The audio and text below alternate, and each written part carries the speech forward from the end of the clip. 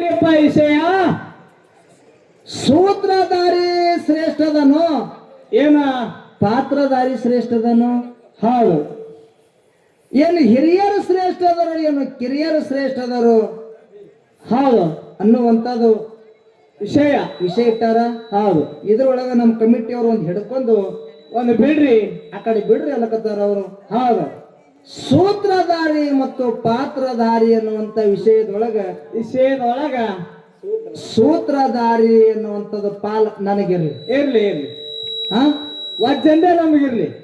ಸೂತ್ರಧಾರಿನೇ ಇರ್ಲಿ. ಸೂತ್ರಧಾರಿ ಅಂತಕ್ಕಂಥದ್ದು ಪಾಲ ನನಗಿರ್ಲಿ. ಪಾತ್ರಧಾರಿ ಅಂತಕ್ಕಂಥದ್ದು ನಮ್ಮ ಹನ್ನಪ್ಪ ಮಾಸ್ತರ್ ಅವ್ರಿಗೆ ಆ ಕಡೆ ಡಗ್ಗ ಬಾರಿಸ್ತಕ್ಕಂಥ ಮಾಸ್ತರ್ಗಿರ್ಲಿ. ಇರ್ಲಿ. ಅದಕ್ಕೆ ಇನ್ನೊಂದು ನಮ್ಮ ಕಮಿಟಿಯವರು ಏನ್ ಹೇಳ್ತಾರೆ, ಅವರಿಗೆ ಒಂದು ಪ್ರಶ್ನೆ ಕೇಳಿದ್ರು, ನಮಗೊಂದು ಪ್ರಶ್ನೆ ಕೇಳಿದ್ರು. ಹೌದು. ಬೀರ ದೇವರಿಗೆ ಅಣ್ಣ ತಮ್ಮರು ಅದಾರು ಏನ ಇಲ್ಲೋ ಕೇಳ್ಯಾರ? ಹೌದು. ಬೀರ ದೇವರಿಗೆ ಅಣ್ಣ ತಮ್ಮರು ಇಲ್ಲ.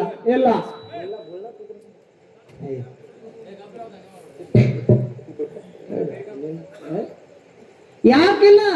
ಯಾಕ್ರೆ? ಕಳವಿ ನಾರಾಯಣ ಗೌಡ ಕಾಶಿ ಯಾತ್ರೆ ಮಾಡ್ಬೇಕಂತೇಳಿ ಕಾಶಿ ಯಾತ್ರೆಗೆ ಹೋಗ್ಬೇಕಲ್ಲಕತ್ತ. ಹೌದು. ಹೋಗ್ಬೇಕಾದ್ರೆ ಶಿವನ ಸೇವಾ ಕೊಳಾಂ ಬೀಳ್ತದ.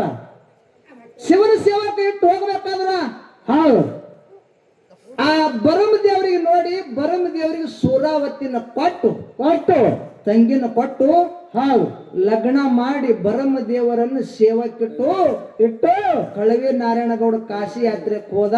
ಹೌದು. ಹೋಗಿ ತಿರುಗಿ ಬಂದ. ಹೌದು. ಆ ನಾರಾಯಣಗೌಡ ಬಂದಿದೆ ಆ ಶಿವನಿಗೆ ಗೊರತೆ ಆಗ್ಲಿಲ್ಲ. ಯಾಕೆ ಗೊತ್ತಾಗ್ಲಿಲ್ಲ? ಹಂಗ ಬರಮ ದೇವ್ರ ಸೇವಾ ಮಾಡ್ದ. ಅದೇ ಸೇವೆ ಒಳಗೆ ಶಿವ ತಲೆನಾಗಿದ್ದ. ಹೌದು. ನಾ ಬಂದಿದ್ದೆ ಶಿವನಿಗೆ ಗೊತ್ತಾಗ್ಲಿಲ್ಲಲ್ಲ. ಹೌದು. ಅಂತ ಸೇವೆ ಏನ್ ಮಾಡಿರ್ಬೇಕು? ಹೌದು. ಏನೇ ಮಾಡ್ಲಕ್ಕ ಸೇವೆ ಮಾಡೋದು ಮಾತ್ರ ಇವನಿಗೆ ಬರಮ ದೇವರಿಗೆ ಬಿಡಿಸ್ಬೇಕಂತ ಹೇಳಿ ಅವಾಗ ದ್ವಾರಪಾಲಕರನ್ನ ಹೋಗಿ ನಾನು ಶಿವನಿಗೆ ಭೇಟಿ ಆಗಬೇಕಂತ ಹೇಳಿ ಕಳವಿ ನಾರಾಯಣಗೌಡ ಕೇಳದ ಕೂಡಲಿನ ಹೋಗಿ ಶಿವನಿಗೆ ಭೇಟಿ ಆದ.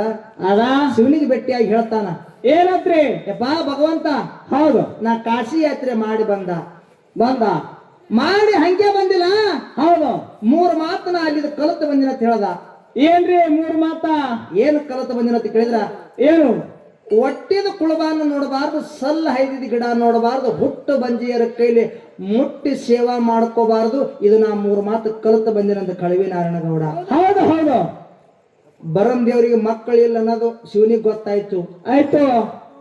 ಅವಾಗ ಶಿವಾತನ ಬರಂ ದೇವರಿಗೆ ಏನತ್ರೆ ನಾಯನ್ ಹಿಡ್ಕೊಂಡು ನನ್ನ ಸೇವಕನೇ ಬರಬೇಡ ಅಂತ ಕೂಡಲೇನೆ. ಹೌದು. ಅವಾಗ ಬರಮ ದೇವರಿಗೆ ದುಃಖ ಆಯ್ತು. ಒಳಕೊತ್ತು ಮನೆಗೆ ಬಂದ. ಹೌದು. ಅವಾಗ ಸೂರಮ ದೇವಿ ಕೇಳ್ತಾಳ, ಏನತ್ರೆ ಪತಿದೇವ, ಓ ದಿನಾಲು ಶಿವನ ಸೇವೆ ಮಾಡಿ ನಕ್ಕೊತ್ತು ಬರ್ತಿದ್ರಿ. ಹೌದಾ? ಇವತ್ತ್ಯಾಕ ಹಾಲಗಲ್ಲ ಹವಳದ ತುಟ್ಟಿ ಮಾಡ್ಯಾವ, ಕಣ್ಣಾಗಿ ನೀರು ಬರ್ಲಕತ್ತವ, ಯಾಕೆ ಏನಾಯ್ತು ಅಂತ ಹೇಳಿ ಸೂರಮದೇವಿ ಹೌದು ಬರಮದೇವ್ರಿಗೆ ಕೇಳಿದ್ರು. ಅವಾಗ ಬರಮದೇವ್ರು ಹೇಳ್ತಾನ, ಏನತ್ರಿ ಸೂರಾವತಿ, ಓ ನಿಮ್ಮ ಅಣ್ಣ ಕಳವಿ ನಾರಾಯಣಗೌಡ ಕಾಶಿ ಯಾತ್ರೆ ಮುಗಿಸಿ ಬರುವಂತ ಸಮಯದೊಳಗ 3 ಮಾತು ಕಲಿತ ಬಂದಾನ. ಹೌದು. ಒಟ್ಟಿದ ಕುಳವನ್ನ ನೋಡಬಾರ್ದತ್ತ, ಸಲ್ಲ ಹೈದಿದ ಗಿಡ ನೋಡಬಾರ್ದತ್ತ. ಹೌದು. ಹುಟ್ಟ ಬಂಜಿಯರ ಕೈಲೆ ಮುಟ್ಟಿ ಸೇವಾ ಮಾಡ್ಕೋಬಾರ್ದತ್ ಹೇಳಿ ಈ 3 ಮಾತ ಕಲಿತು ಬಂದನತ್ತ. ಇದು ಶಿವನ ಮುಂದೆ ಹೇಳನ, ನನಗ ಮಕ್ಕಳಿಲ್ಲ, ನನ್ನ ಕೈಲೆ ಮುಟ್ಟಿ ಸೇವಾ ಮಾಡ್ಕೊಳತ್ತ ಭಗವಂತ ಹೇಳನ. ಆ ಭಗವಂತನ ಸೇವಾ ಬಿಟ್ಟರೆ ನನಗೆ ಏನೂ ಗೊತ್ತಿಲ್ಲ. ಹೌದಾ? ನನಗೆ ದುಃಖ ಆಗ್ಲಕತ್ತದ, ಅದಕ್ಕೆ ನಾನು ಅಳ್ಳಕತ್ತೀನಿ ಸೂರಾವತಿ ಅಂದ್ಕೊಂಡು ನಾವು ಸೂರಮ ದೇವಿ ಎತ್ತಾಳ. ಏನಂತಾಳ ಅಂತ ಕೇಳಿದ್ರ, ಏನು ಪತಿದೇವ, ಓ ದುಃಖ ಮಾಡಕ್ ಹೋಗ್ಬ್ಯಾಡ್ರಿ. ಹೌದು. ನಾನು ಶಿವನಲ್ಲಿ ಹೋಗಿ ಬೇರೆ ಫಲಸಂತ ನಾ ಬೇಡ್ಕೊಂಡು ಬರ್ತೀನಿ ಅಂತ ಹೇಳಿದಳು. ಹೌದು. ಅವಾಗ ಸೂರಮದೇವಿ ಕೈಲಾಸಕ್ಕೆ ಹೋಗಿ ಒಂಟಗಾಲಿ ತಪ ನಿತ್ತು ಶಿವನಲ್ಲಿ ಫಲಸಂತನ ಕೇಳ್ಕೊತಾಳ. ಹೌದು. ಅವಾಗ ಶಿವ ಹೇಳ್ತಾನ, ಏನತ್ರೆ ಸೂರಾವತಿ, ಓ ನಿನ್ನ ಹೊಟ್ಟಿಲೆ ಫಲಸಂತನ ಇಲ್ಲಂದ. ಹೌದು.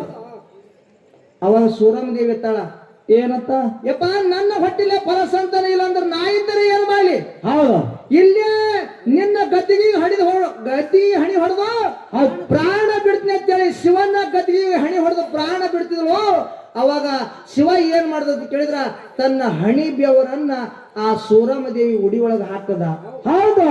ಅದೇ ಹಣಿ ಬೆವರಿನಿಂದ ನನ್ನಪ್ಪ ಬೀರ್ ದೇವರು ಹುಟ್ಟಿ ಬಂದಾನ ಅಂತೇಳಿ ನಮ್ಗೆ ಹಿರಿಯರು ಹಿಂಗ್ ಹೇಳ್ಕೊತ ಬಂದಾರ. ಅದೇ ಒಂದೇ ಬೆವರದಿಂದ. ಹೌದು. ಇದೇ ಒಂದು ಫಲಸಂತನ ಪಡ್ಕೋಬೇಕಾದ್ರೆ ಕೈಲಾಸಕ್ಕೆ ಹೋಗಿ ಒಂಟಗಾಲೆ ತಪ್ಪ ನಿಂತು ಪ್ರಾಣ ಕೊಡ್ಬೇಕಂದಿದ್ರು ಸೂರಾಮದೇವಿ. ಕರೆ ಬೀರ ದೇವರು ಸೂರಾಮದೇವಿ ಹೊಟ್ಟೆಲಿ ಒಬ್ಬನೇ ಹುಟ್ಟ್ಯಾನ ಅಂತಕ್ಕಂಥದ್ದು ನಮ್ಮ ಹಾಲು ಮತ್ತದ ಹಿರಿಯರು ಹೇಳ್ಕೊತ ಬಂದಾರ.